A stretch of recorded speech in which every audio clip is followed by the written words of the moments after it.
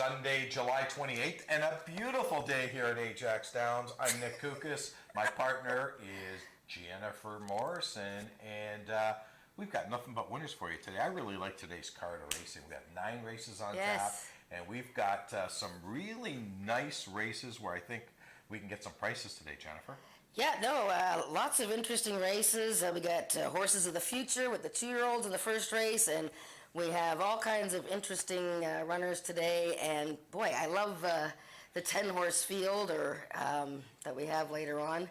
Pick 4 is very difficult. It's challenging today. It is very challenging. But before we talk about racing, this is really important for anyone who is in the Durham region, ever been to Ajax Downs.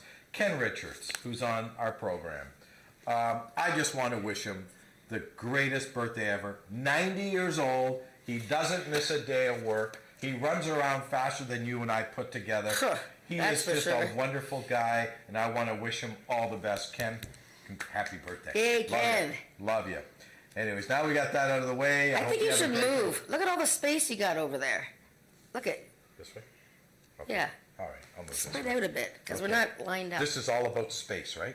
Well, okay, now they fixed the camera. Okay. Oh, okay. They fixed the camera, see? I was watching an HBO comedy thing yesterday with Amanda Seales. Have you ever heard of her? Yeah, I've heard of her. She's a black comedian. She's really funny. She talks about space, okay? Space is really, really important to this comedian. Space. Yeah, you got to have your own space. Personal space. Personal space. Not a European thing, by the way. If you go to Europe, they're all over each other. There's no such thing as space, but North America, it's a space thing. Let's talk about some winners. I know we're talking about everything but horses on Talking Quarters.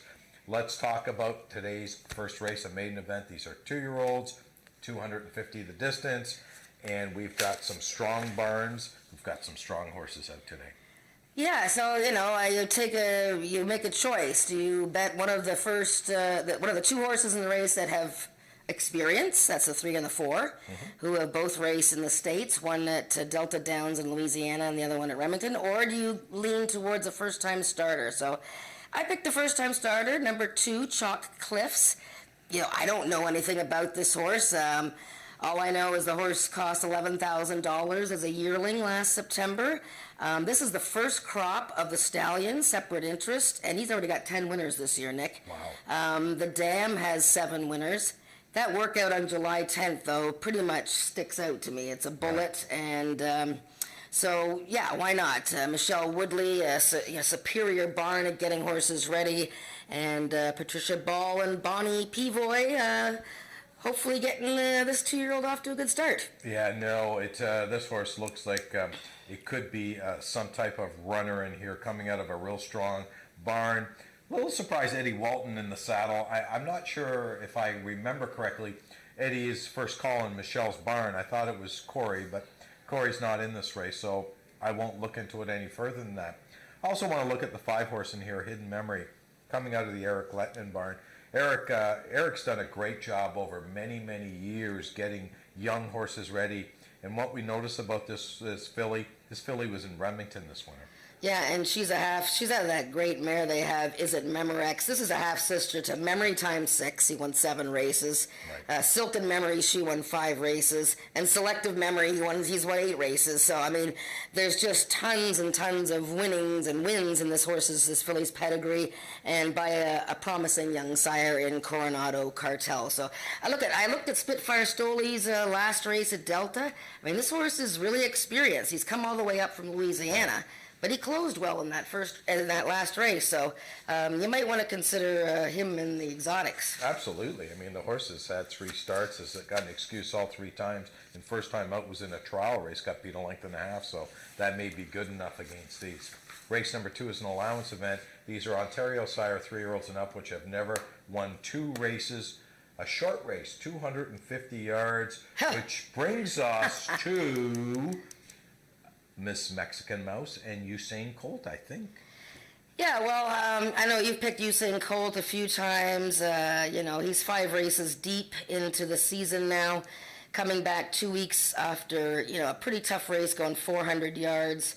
This horse, Usain Colt's had a lot of bad luck this year with gait issues, stumbling or breaking outwards, inwards. you know what, he's going to break through one of these days, and, you know, he's definitely a top 3 contender. But I like Ms. Mexican Mouse. This is a little filly on the rise, I think, and the way she really powered late, most recently behind Shake It Twice, is a very good horse, and we'll see later on today. She just ran a great race last time, and 250 yards is great for her. She breaks fast a lot of the time, and she's just a little go-getter. So I like Ms. Mexican Mouse. And you picked the 5? Oh, yeah, you picked her second. Okay. I picked her second. Right, I mean, okay. the other horse I looked at of it was Bending Over. This horse got beat a nose last time. Has a bit of an excuse. 250 might hit her right in the nose, but she does have that bad case of seconitis with 21 starts in 7 seconds. So that would be a concern on my part. But if I'm betting a trifecta or an exacta, I'm using her. Moving on to race number 3 is a maiden event. These are Ontario Sire 3-year-olds and up. 300 yards of distance. And again, another race that I thought was just a 2-horse race between the 5 Royal Hat Trick and the 2 Mom Sex. Not sex! I like the sex. If you stop with sex, don't say you're going to say Mom Sex Extravagant Heart. Yeah, but I like the Okay, Mom whatever. Sex Extravagant Heart. Okay. Okay? Very good. I think it's a 2-horse race. Yeah, there's no question this is a 2-horse race, but holy mackerel, okay? So, Royal Hat Trick, 3 seconds in a row. Right. All this year, and, you know, not for the lack of trying. I mean, she has run awesome races. An older, not an older gelding. I don't know how old Cool Country Star is, but anyways, he was overdue to win, and he caught her last time. The 3rd place finisher, A Fancy Arrangement, has come back to win. You know, it's only a matter of time now. The 2-horse Mom's Extravagant Heart, 2 starts this year and 2 narrow misses as well. So, which one is going to be on the winning end of the photo? I mean, we both leaning towards the 5, but. You know, if you're betting pick 3s, you may either, you know, take a stand or you're going to have to use both. Yeah, you know, I guess the 5 horse has gotten some better numbers if you're a numbers guy. I mean, although the 2 horse did run an 88, the 5 horses run consistently in the 80s and even hit 90. So, plus you got Brian Bell on the outside of Tony Phillips. So like the outside, I tend to sort of gravitate to the outside, but because I think between Tony and Brian, they're both having. Well, Tony's having a phenomenal year, and Brian's going to catch fire. Trust me, he's just too good of a rider not to. Let's move on to race number 4, a speed index race. These are 3-year-olds and up with an average of 90 and under, and now the races get tough. Yeah, they get tough. Now, you know, AJ Chicken 15 draws the rail now with the scratching of Albert. You know, this little gal is going to be favored, I believe. Yeah, she's 3-1. She'll be pretty heavily favored, I think, in here, coming out of races like Country's Coming Back and Had to Be Ivory. The 3rd place finisher in her latest is her stablemate, Maryland Magic, who came back to win big. The 4th place finisher from that race, Express Your Desire, has come back to win. So she's coming out of some really good races. She's the best horse in the race if she breaks and gets going from the inside. Having said that, you know, I think there's some outside horses with speed that are worth considering. I Am the Eagle has been in super form this year. Not the sharpest of starts last time, but, you know, he ran a super race at 400 yards. Love him shortening up in distance, and Zoomin' Blue. So those are the 2 horses that I'm looking at as possible upsetters on the outside of the little chicken. Yeah, I took Zooming Blue in the race, probably because the horse is 10-1 in the morning line, draws a favorable post. I really don't want to be buried inside, and I think the 2 horse and the 5 horse are going to be dinging it, and hopefully the 7 from the outside catches them both at the wire. And I understand that we have Heather with the birthday boy. Heather, are you with the birthday boy? Oh, maybe we don't have Heather with the birthday boy. Heather can't find a birthday boy. Anyway, so what we'll do The is... birthday boy's like hogging all that cake. That's what he's doing. Let's move on to race number 5, and then we'll see if we can find Heather. Race number 5 is today's start of our pick 4. We do have a field of 4 in here. We do have a scratch, a 3-horse. Harem's Royal Take On has been scratched.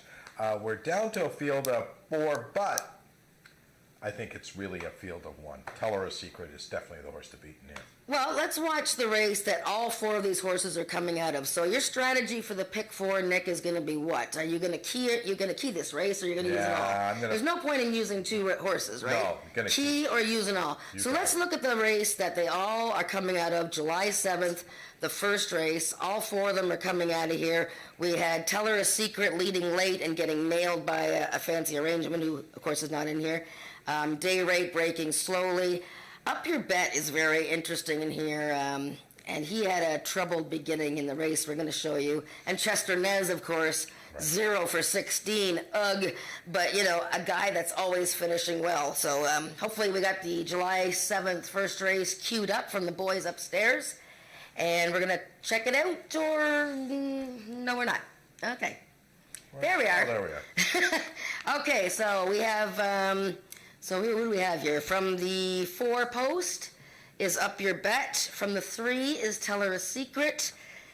The 2 is Day Rate, and way out in the 6 is Chester Nez. So let's watch how we do here. So Tell Her a Secret is going to be the speed horse from the inside. Wait a minute. 4 got a terrible start. Oh, okay, that's the wrong race. Sorry, guys. July 7th. Race number 7. July. Oh no, okay, no, we're all right. No, we're right. That's the right race. Sorry. Okay, so Chester Nez is 2 from the outside. Tell Her a Secret's on the far outside. Okay, so here we go. Here, Tell Her a Secret. She's a filly that is quite funny, I tell you.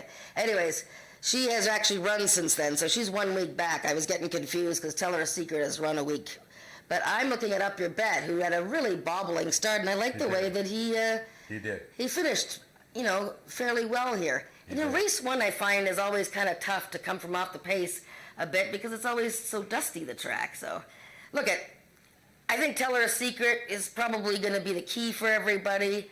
If you want to, you know, I don't know if you want to use 2 horses or if you want to just key a horse at a price, maybe Up Your Bet can upset Tell Her a Secret. Well, by looking at that replay, it's made me reconsider a little bit. Up Your Bet could be the upset because if the horse does break well, that was not a very good race. And Brian Bell didn't urge this horse to the full extent to try to get a 3rd place finish, which is the right thing to do after a start like that. I think this horse will be much better today, but you still got to beat Tell Her a Secret. I understand we do have Ken and Heather. So Heather, are you with us? Yes, I am here, Nick, and I'm here with Ken Richards, and it is his 90th birthday today, so happy birthday, Ken. Thank you, Heather. So you've known my mom from before, so you've been in the quarter horse racing industry for a while. Could you tell me a little bit about, you know, how long you've been in it and what you've been up to these last few years? Yes, we started in quarter horse racing at the old Peacock Downs in 1977. So back in those days, Ralph Pearson, Barry Wood, some of the old timers that we had the pleasure of working with. But it's been fantastic to see the way racing here at Ajax Downs now since 2008, the way it's gone ahead. It's become a major league attraction, and I've certainly enjoyed that time from 77. We've been involved personally in horse racing since 1961. Where we had a harness track up at Wasaga Beach, of all places, and we operated there for a couple of years and lost quite a bit of money, seeing as we were racing in the afternoon, and it's a night, harness racing is a night sport. But I took over the car racing, which I knew a little bit more about, and we made back our money in very short order. Oh, so you had a very, very early start in the harness racing there. So what's your favorite memory that you have from all of the time that you've been doing horse racing? I think my favorite time is when we opened the new track here at Ajax Downs in 2008. It was fantastic to see the way things have gone in the major league track that this has become, and the number of fans that are coming out here to see us each race day. That's so sweet, Ken. Well, thank you so much for everything that you've done here at Ajax Downs. We're going to throw it back to Nick and Ken in the studio. Thank you again, Ken. Thank you. Oh, Happy birthday, Ken. Race number 6, optional claiming event, 7,000 to claiming. And you notice here, Jennifer, half the field's in for the tag.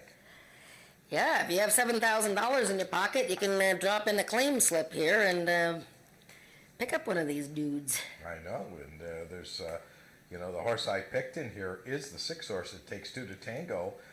This horse is a 6-year-old gelding who may be worth the money, because I like him in this race.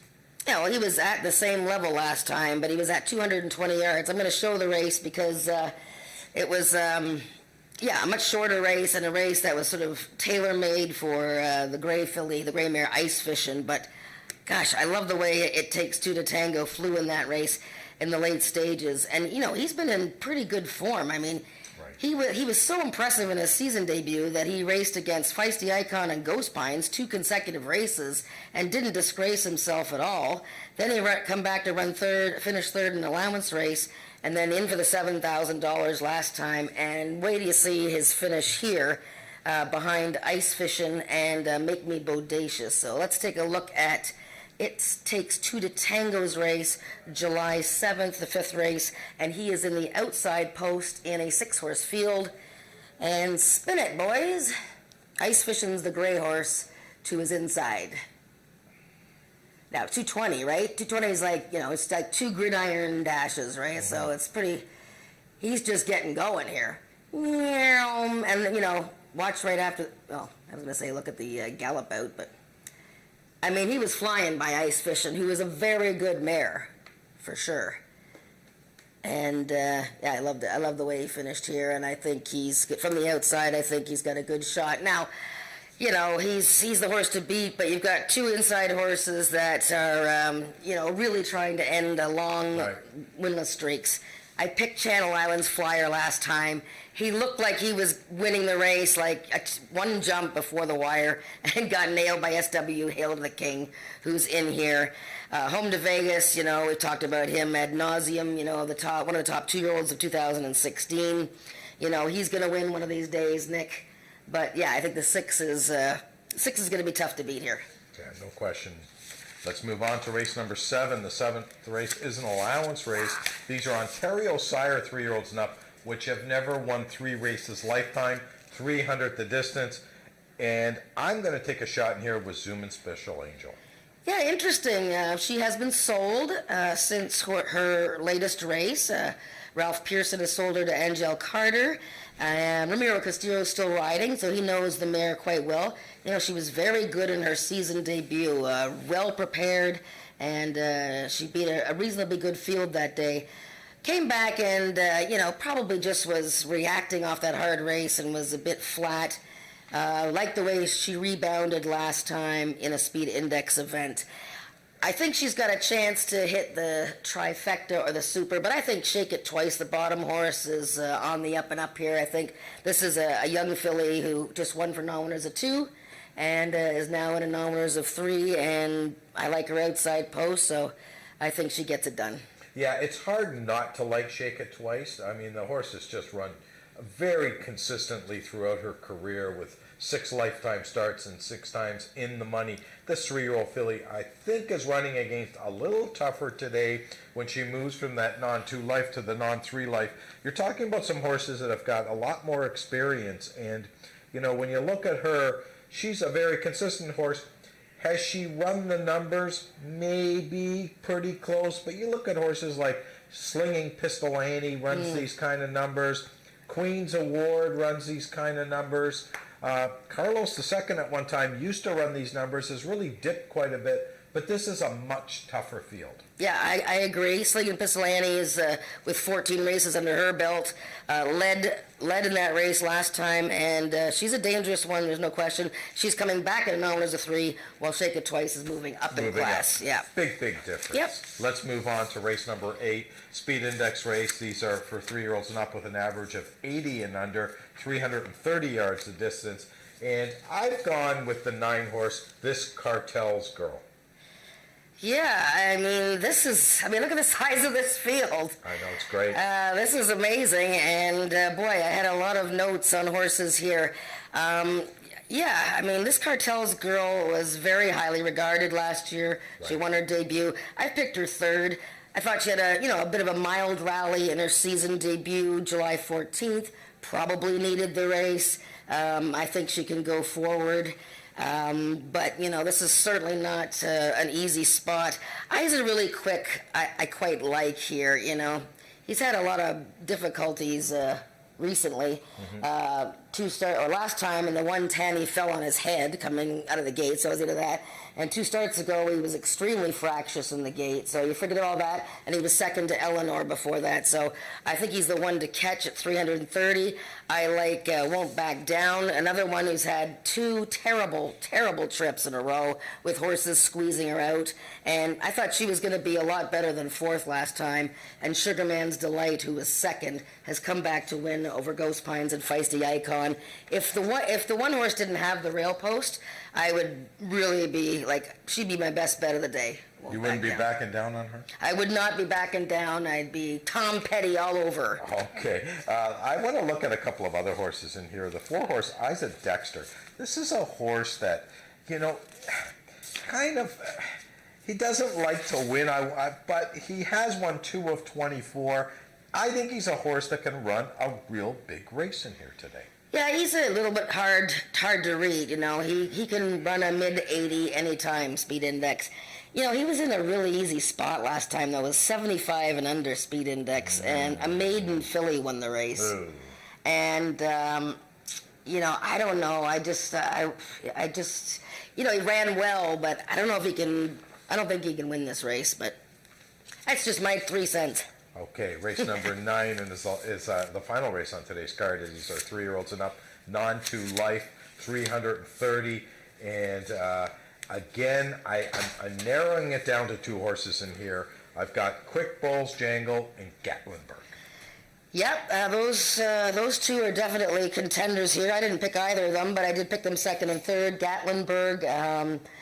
Eddie Walton is going to be riding Gatlinburg now as we find Corey Spatero rides for Greg Watson. He's going to be on the filly, telling me all. But Gatlinburg, very promising 3-year-old. Finally won his maiden 2nd time out. Last time he bobbled a bit coming out of the gate. Ran against Not Whistling Dixie, who has come back to win, so definite contender. Quick Bowls Jangle, terrible start last time in the Derby. Ran a big race. But I picked Bob Broadstock's horse on the inside, Jess a Deal. I think this filly is getting good in a real hurry here, and I liked the fact that she ran so strongly last time at a longer distance, 400 yards, in a speed index race against multiple winners. She is dropping in class a little bit. That's for our show for today, but we'll be with you all day today. And again, if you're in the Durham area, pop in. We got 9 races on tap. Thanks for joining us. Discover the true meaning of the word horsepower.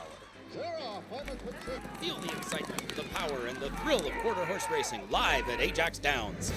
Watch the world's fastest horses soar to the finish line. Enjoy off-track betting in their state-of-the-art simulcast room with thoroughbred and standardbred racing from across Canada. Take in all the action from their well-appointed VIP room. It's fun and excitement for the whole family at Ajax Downs. For race dates, news, and more, visit ajaxdowns.com.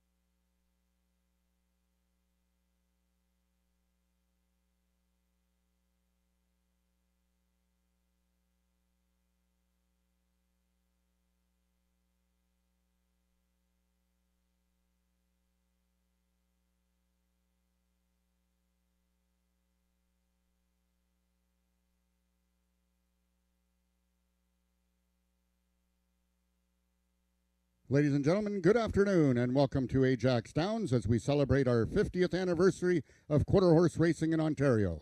If you can all turn to your programs, we have a 9-race card scheduled. I will give you all of the changes and or corrections on this afternoon's live card of racing.